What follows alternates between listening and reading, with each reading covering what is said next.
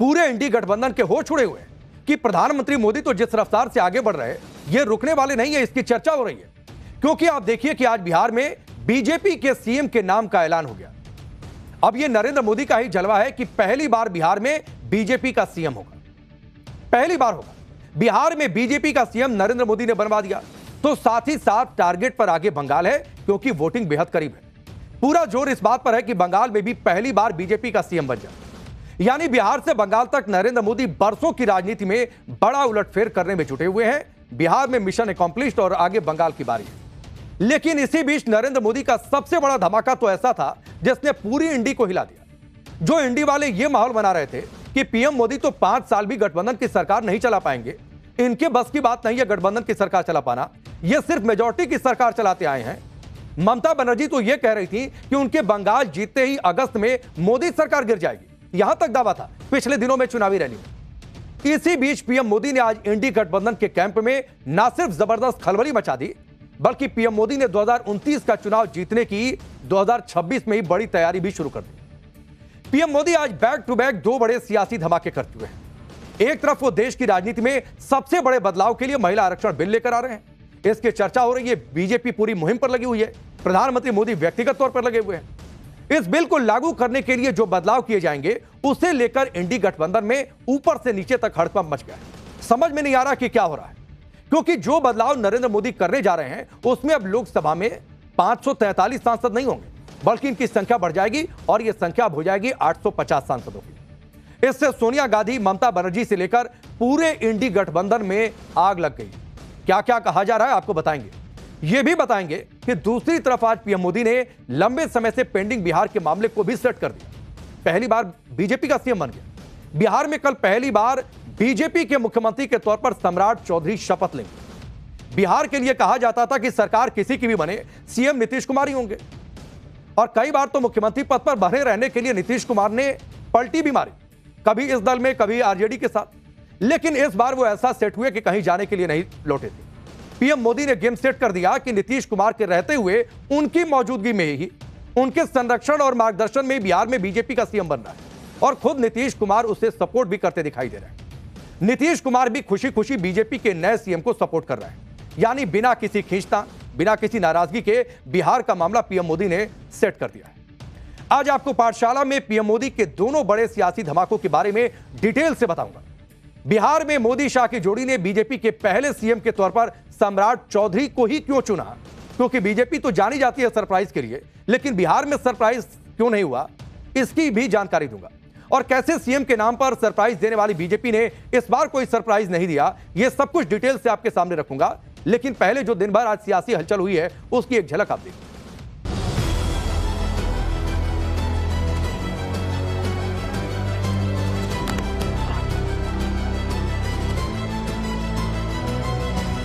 Bharatiya Janata party के विधानमंडल दल के नेता श्री सम्राट चौधरी का नाम प्रस्तावित है। आदरणीय विजय कुमार सिन्हा जी ने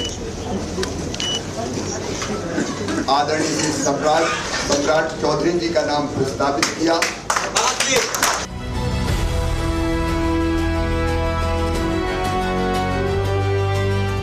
आज देवभूमि से देश के सभी दलों से फिर अपील करूंगा कि नारी शक्ति वंदन अधिनियम में संशोधन का जरूर समर्थन करें। उनके हाथ में पॉकेट वीटोज हैं, like CEC is a pocket veto, and the chairman of the Delimitation Commission will also be a pocket veto.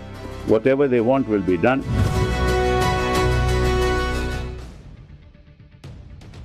BJP के कार्यकर्ता अक्सर नारे लगाते हैं कि मोदी है तो मुमकिन है। अब वो कह रहे हैं कि देखो बिहार में भी मुमकिन हो गया। बिहार में पीएम मोदी ने गेम सेट कर दिया। बंगाल में भी वो जोर लगा रहे हैं।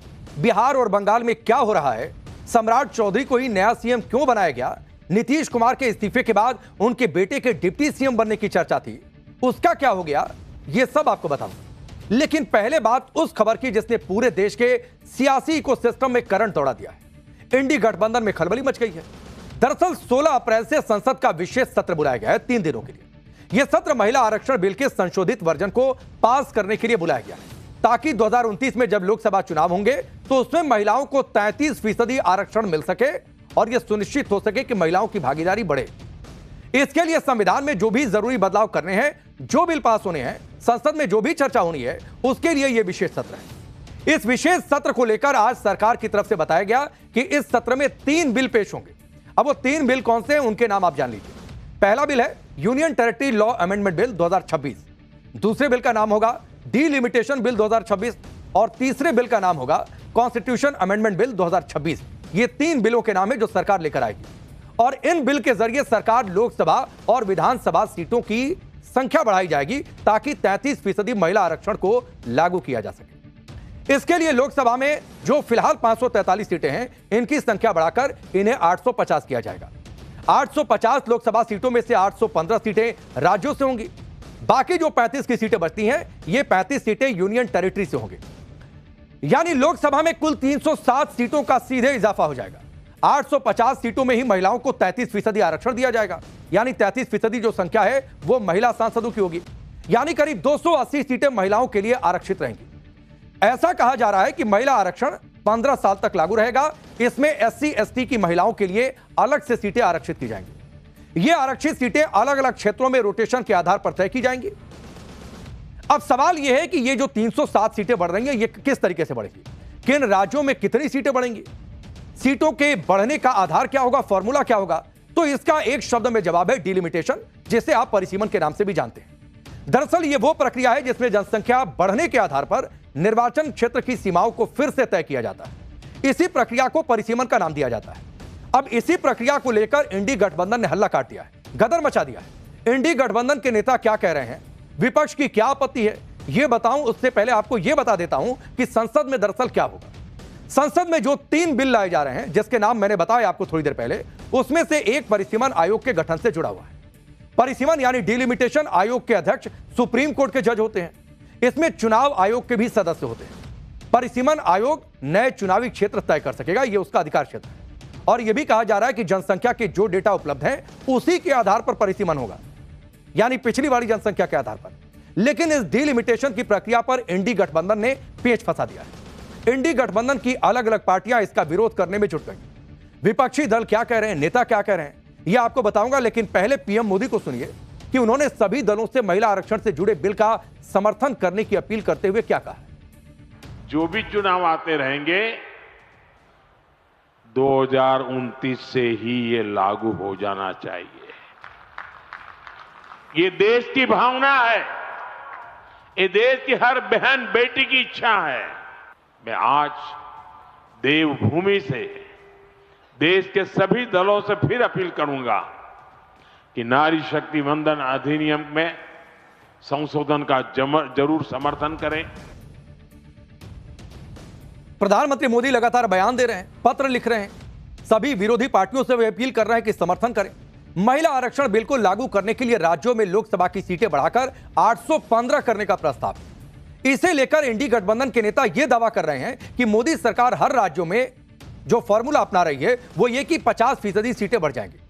और अगर वाकई इस आधार पर सीटें बढ़ जाती हैं तो अलग अलग राज्यों में जो संख्या होगी वो इस तरीके से होगी। यूपी में 80 से 120 सीटें हो जाएंगी, बिहार में 40 लोकसभा की सीटें 60 हो जाएंगी, मध्य प्रदेश में 29 से 44 हो जाएंगी, महाराष्ट्र में लोकसभा सीटों की संख्या 48 से बढ़कर 72 हो जाएगी, पश्चिम बंगाल में फिलहाल जो 42 सीटें हैं ये बढ़कर 63 हो जाएंगी, केरल में 20 लोकसभा की सीटें हैं, ये सीटों की संख्या बढ़कर 30 हो जाएगी, तमिलनाडु में 39 से बढ़कर 59, आंध्र प्रदेश में 25 से बढ़कर 38, तेलंगाना में 17 से बढ़कर 31, कर्नाटक में 28 से बढ़कर 42 सीटें हो जाएंगी लोकसभा की।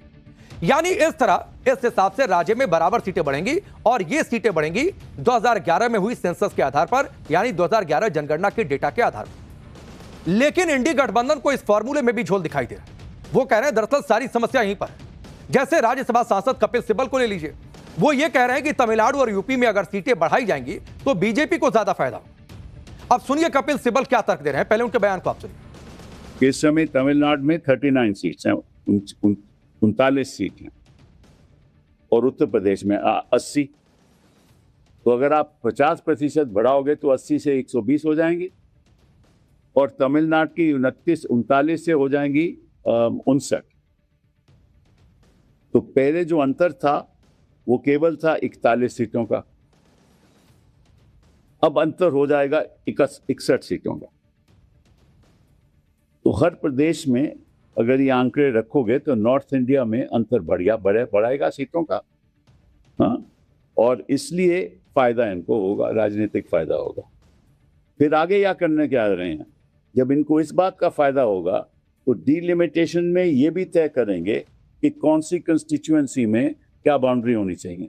यही डीलिमिटेशन की एक्सरसाइज होगी, वो भी इनके हाथ में है, बिकॉज इनके हाथ में पॉकेट वीटोज हैं। Like CEC is a pocket veto, and the chairman of the Delimitation Commission will also be a pocket veto. कि जो चाहेगा, right, whatever they want will be done. तो कपिल सिब्बल को आपने सुना, बड़े वकील हैं और तर्क ये दे रहे हैं कि नॉर्थ इंडिया में तो बीजेपी मजबूत है, नॉर्थ में सीटें बढ़ने से बीजेपी को फायदा होगा। लेकिन अगर यही तर्क आप देखिए तो साउथ के कई राज्यों में इंडी गठबंधन भी मजबूत है। तो फिर सवाल तो है कि भाई वहां भी सीट बढ़ रही है तो वहां भी इंडी गठबंधन को फायदा होगा। और दूसरी बड़ी बात है कि क्या कपिल सिब्बल यही मानकर चल रहे हैं कि नॉर्थ इंडिया में अब इंडी गठबंधन की कभी वापसी नहीं होगी और हमेशा पूरा इंडी गठबंधन नॉर्थ इंडिया में हमेशा कमजोर रहेगा, हमेशा बीजेपी का ही दबदबा बना रहेगा? क्या कपिल सिब्बल यह मानकर चल रहे हैं? हालांकि क्या हर राज्य में 50% सीटें ही बढ़ेंगी, इसको लेकर आधिकारिक तौर पर सरकार की तरफ से कुछ नहीं किया गया, कोई जानकारी नहीं है। यह दावा है सिर्फ, और यह दावा इंडी गठबंधन का है। कपिल सिब्बल यह दावा कर रहे हैं। अब डीलिमिटेशन को लेकर दूसरा विरोध इस बात पर है कि इसका आधार 2011 के सेंसस के आधार को ही क्यों माना जा रहा है। राज्यसभा सांसद कपिल सिब्बल कह रहे हैं कि डीलिमिटेशन के जरिए सरकार 2029 का लोकसभा चुनाव जीतने की फिराक में 2026 में चुनाव को सेट किया जा रहा है 29 का।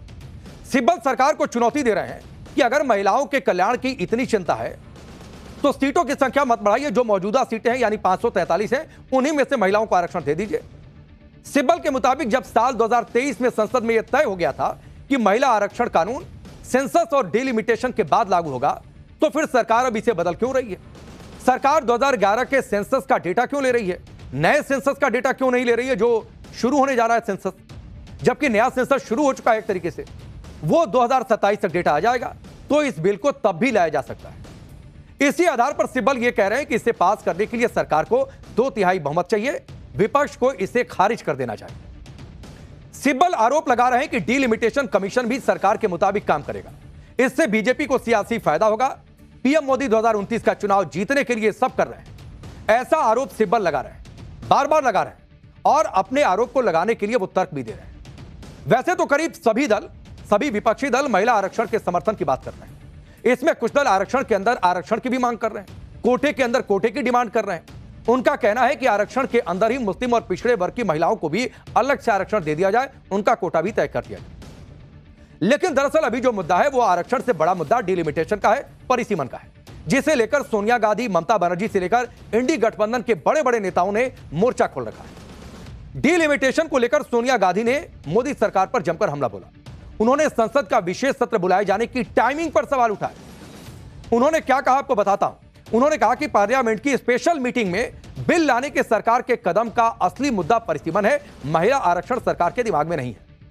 उन्होंने यह भी दावा किया कि परिसीमन का बताया जा रहा प्रस्ताव बहुत खतरनाक होने के साथ साथ खुद संविधान पर हमला है। परिसीमन सिर्फ अंक गणितीय नहीं बल्कि राजनीतिक रूप से न्याय संगत होना चाहिए। सोनिया गांधी यह भी आरोप लगा रही है कि प्रधानमंत्री मोदी का असली इरादा अब जाति जनगणना में और देर करना है और जाति जनगणना को पटरी से उतार देना है। वो जाति जनगणना दरअसल चाहते ही नहीं इस देश में। पश्चिम बंगाल की मुख्यमंत्री ममता बनर्जी भी पीछे नहीं है। वो कह रही है परिसीमन को लेकर लगातार हमलावर है, और आरोप क्या लगा रही है आपको बताता हूं। केंद्र की बीजेपी सरकार बंगाल को 3 भागों में बांटने के लिए परिसीमन करना चाहती है, यह ममता बनर्जी का आरोप है। ममता बनर्जी ने यह भी आरोप लगाया कि पश्चिम बंगाल के कुछ हिस्सों का विलय बिहार या फिर ओडिशा में किया जा सकता है। अगर परिसीमन होगा तो उन क्षेत्रों में रहने वाले बंगाली लोगों को परेशानियों का सामना करना पड़ेगा। अब कोई ममता बनर्जी से जाकर पूछे कि यह राज्यों की भौगोलिक सीमा बांटने का कोई बिल सरकार लेकर नहीं आ रही है कि राज्यों की सीमाएं बढ़ जाएंगी, राज्यों की सीमाओं के अंदर ही यह बदलाव होगा। यानी एक लाइन में आप समझिए कि सोनिया गांधी से लेकर ममता बनर्जी तक इंडी गठबंधन की पूरी राजनीति में हड़कंप मचा है।